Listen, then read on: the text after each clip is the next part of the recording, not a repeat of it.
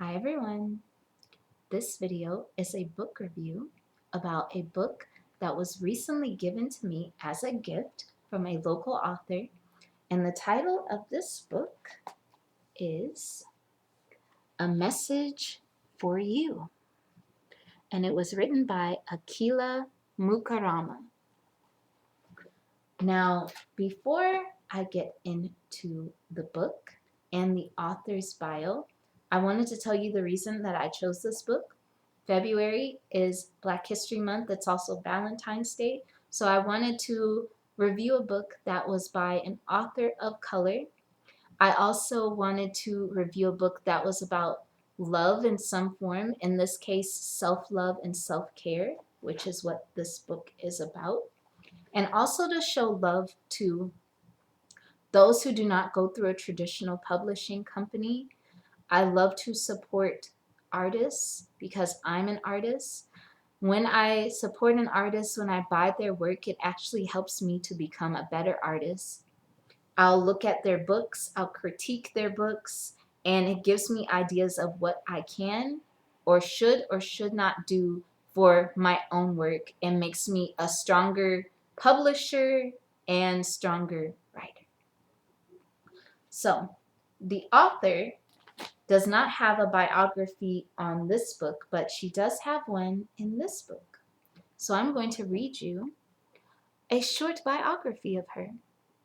It says, I was born in St. Louis, Missouri, and presently reside. Writing has always been my passion at an early age, and dancing is another. I am a mother, grandmother, and great-grandmother. I was once married and divorced after 21 years. I learned a lot of I told you so during this period. This, as well as my childhood, gave me the idea to write a book. This book was published in 2013. She says it was published through Voices Books and Publishing, which I believe is her own publishing company. She is, She is maybe in her either mid to late 50s or early 60s, and dropped these books off at our store at my job yesterday or so.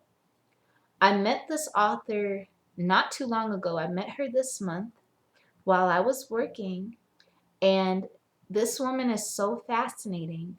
I really admired her because she's very wise, and she is also a very creative person.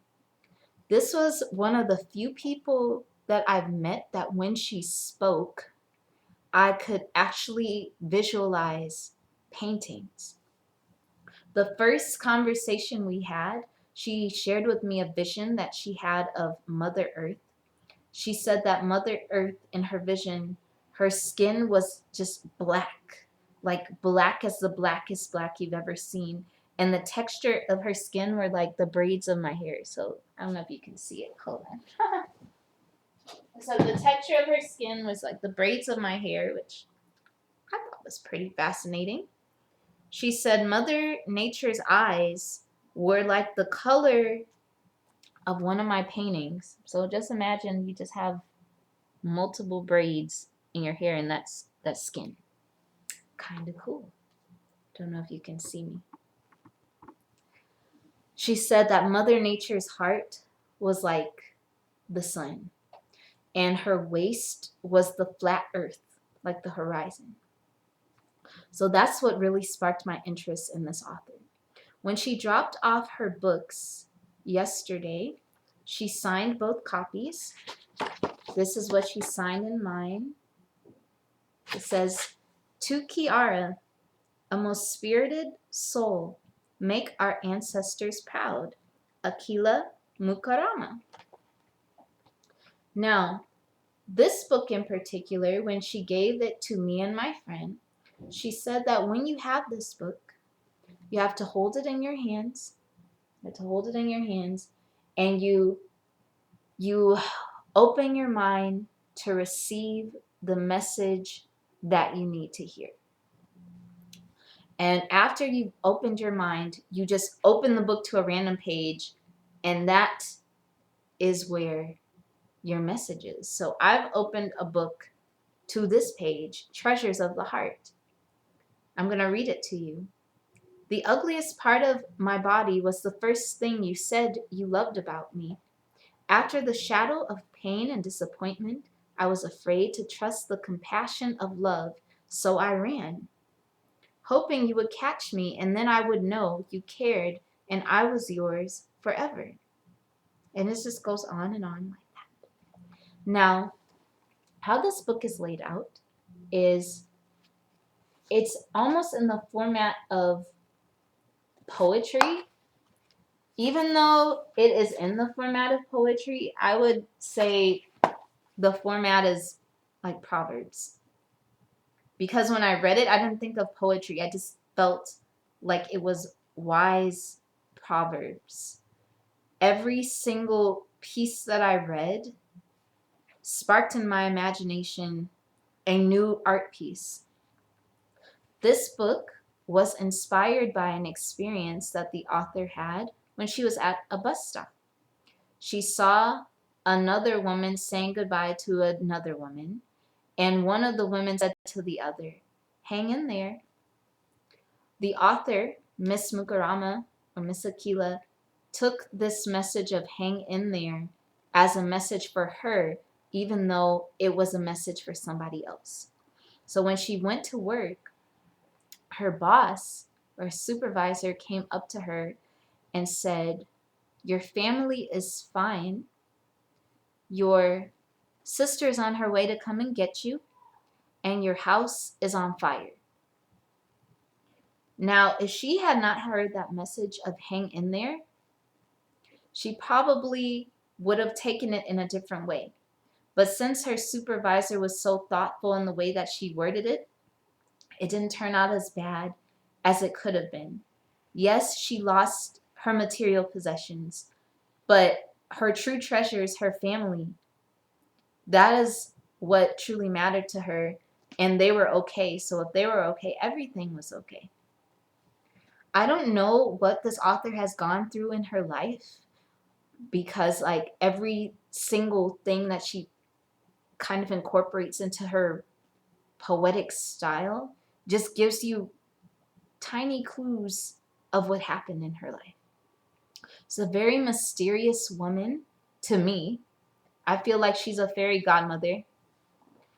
When she told me to first open this book in the way that I described, of just opening your mind and opening it to a random page, the page that I landed on was called Choices and Desires. That's what I saw. But she said, no, your eyes landed on a scholar in your own right. And I thought that was fascinating, because when I was stocking the products on the shelf, I had before she came, actually we were talking, this before she gave me the book.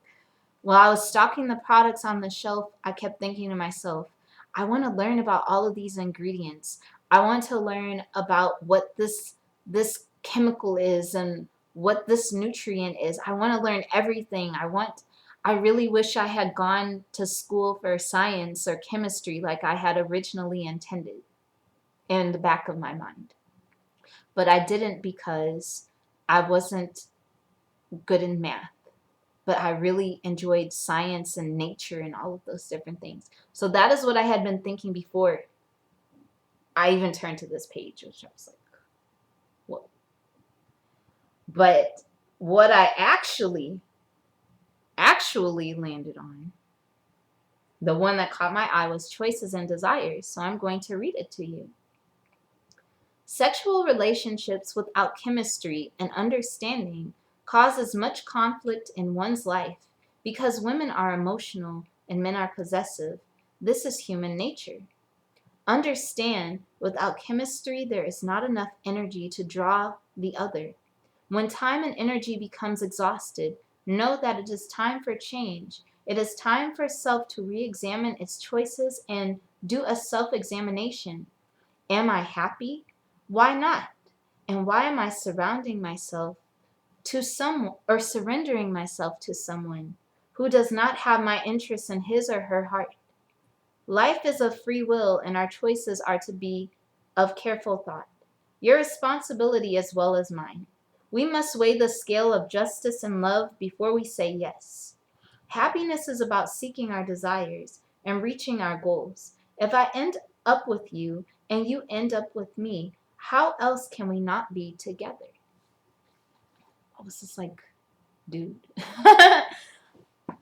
I I don't know, like I feel like this message for you is actually, this whole book is a message for me from the universe working through this lady giving me this book. Usually when I get a book like this from a local author and it's like formatted like this, I critique it. I'm like, okay, I wish they had done it in this format, or they should revamp it and change the format and all of that stuff. Just thinking of it in layout terms. Cuz on average, personally, I wouldn't like the layout. But for some reason, for this book in particular, it works. And the reason it works is because she doesn't need she doesn't need any colors. It's all in black and white. She doesn't need any art. All she needs are the words. So it actually doesn't matter how she formats it. The words are strong enough to stand on its own. That's how you know it's a good book. You can have a bad book and illustrations can or cannot save the book. But if you just have words standing alone, it doesn't matter how they're laid out on the page, because they can stand on their own. They're timeless. As I said, this book came to me because I was just going through a lot of, or I have been going through a lot of mental stress, just from um, all of the transitions I've been having, from the moving, my past decisions. Like, I have literally been thinking heavily on the past 10 years of my life, and I didn't know who to talk to. All I really wanted to do was go just sit in a random church and just sit there, in a Catholic church, even though I'm not Catholic, just to have some type of rest and peace of mind, because I haven't felt as if I could have that time period of rest.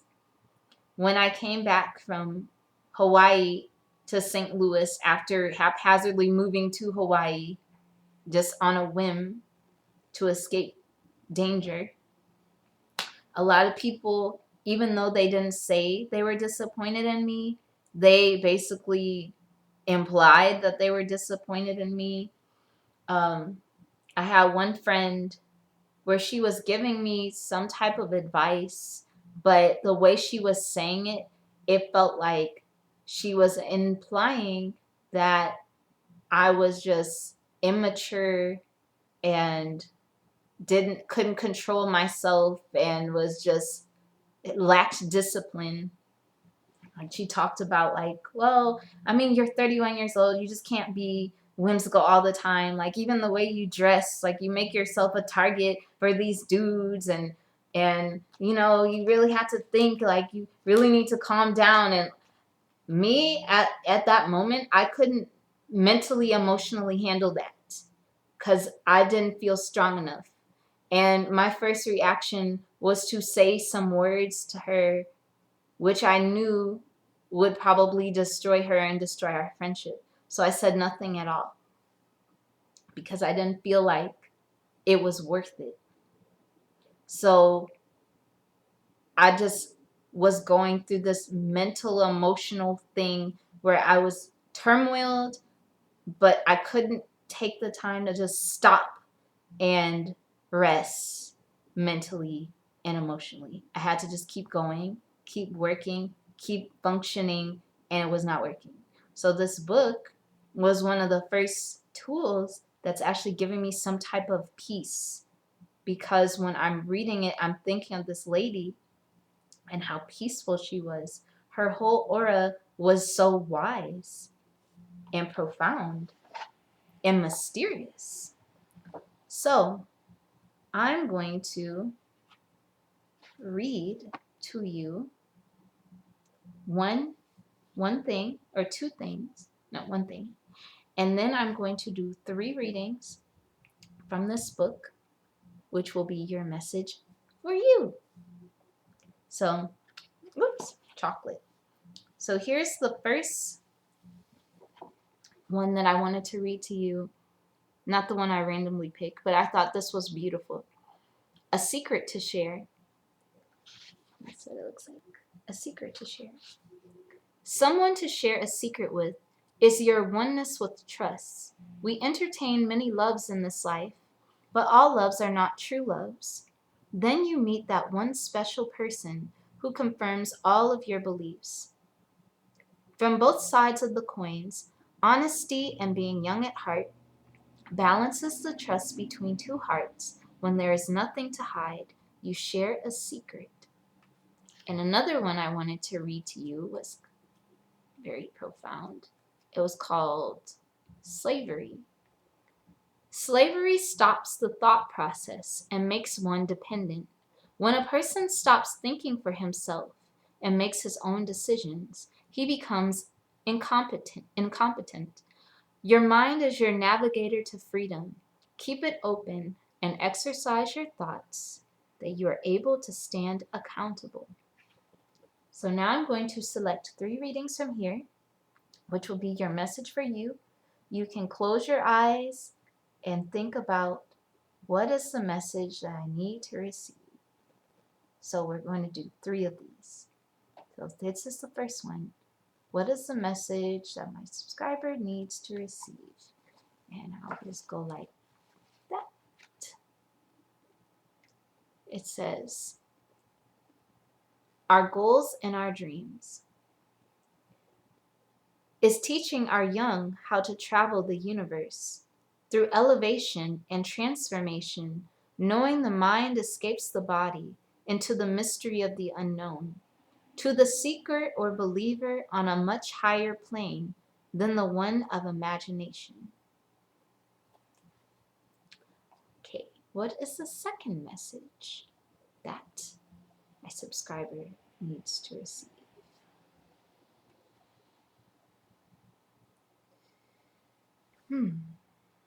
Okay. It is, what is it? It's Treasures of the Heart. The ugliest part on my body was the first thing you said you loved about me. After the shadow of pain and disappointment, I was afraid to trust the compassion of love, so I ran, hoping you would catch me, and then I would know you cared and I was yours forever. You captured me, and suddenly I realized that my running away was over. I could no longer hide my feelings. You were the one for me, and I was the one for you. Like a magnet, I think about you, and you appear. You reach for me, and I am in your arms before my next breath. All I can do is surrender. You stripped me of all of my secrets, and I now stand naked before you, trying to hold back my tears. Overwhelmed, I have no choice but to confess my love for you as we sink deep into the passion of imagination. Come, let us explore the gift of time, which is forever. The message of true love is the reality within. We have no need to pretend. There are no scripts, just you and me. Well, that's kind of interesting. I gotta turn on my flashlight. That's kind of interesting since we are in the month of love. Maybe this is a message for someone who's seeking that true love. Who knows? Gotta turn on my light. And the last one that I'm going to select in this way is, hold on, not a perfect soul. We look for perfection in others and so easily excuse the imperfection within ourselves. We call our errors simple mistakes and everyone else crimes. That's kind of deep, because that's literally what I went through. Everything that I've judged others for, like what they did to me, I am the one, the accuser, me, has now become the accused. And that is what has caused me to have more compassion. So even the people that angered me or disappointed me or sideswiped me, I'm not even angry at those people anymore. Like, it's very hard to be angry at them now. It's actually hard to be upset at them because I feel so much sympathy for them now. Like, why would they do that? And I think to myself, I don't want to withhold for unforgiveness in my heart. I don't want to like enslave somebody to my anger and rage. It's just not fair. Because when you think about it, as time goes, you're really not the same person. Me 10 years ago and now are two different people. If I could go back 10 years ago, I would probably protect myself even more because I was so naive. But now that I've gone through all of these experiences, I can't even judge anybody anymore. Like, I can't feel mad even when a person yells in my face, which I've had before. I can't get mad. I just feel bad for them, and I don't see them as an angry person. I see them as a sad person who's just at this stage in their life, and I'm not going to let their past enslave them for their future. Like, this is wrong. So the last poem I'm going to read. Okay. Actually, there's two of them. Okay, I'm going to read two of them, if you don't mind. 21. Did I read 21 at the age of 16? Well, I'm going to read it again. 21 at the age of 16. I could not wait for 21 at the age of 16. Ignoring instruction and discipline, I challenged wisdom. Surrounded by love, trying to preach my faults away. I refused to listen to the voice of patience until life made me a student of the greatest teachers of time. Pain and disappointment both gave me my certificate of understanding. 16 is before 21. This really makes me curious. I'm going to contact this author, and I'm going to ask her about her life story and ask if I can share it with you when I review her next book. Last poem, Messages. We live by messages. Messages save our lives by giving us warning and information in proper time. Be careful not to let the lack of understanding due to pride and stubbornness keep you from receiving your messages of truth and wisdom. Signed, A Message for You. So that is her book. I'm going to put a link to her Amazon page. If you want to, feel free to support a local author. I know on this channel I'm actually going to be purchasing maybe like this upcoming Saturday, I'm going to be purchasing some of the books that some of the authors who commented on my page left. Like, there's one author, I cannot remember his name, but he has like, it was Maxwell or something. So I'm going to buy maybe one or two of his books so I can review it. So if you know a local author in your town, or you're a small author and you want me to review your book, I can do that for you. So I will talk to you later, everyone. You have a wonderful day and happy Black History Month. Bye-bye.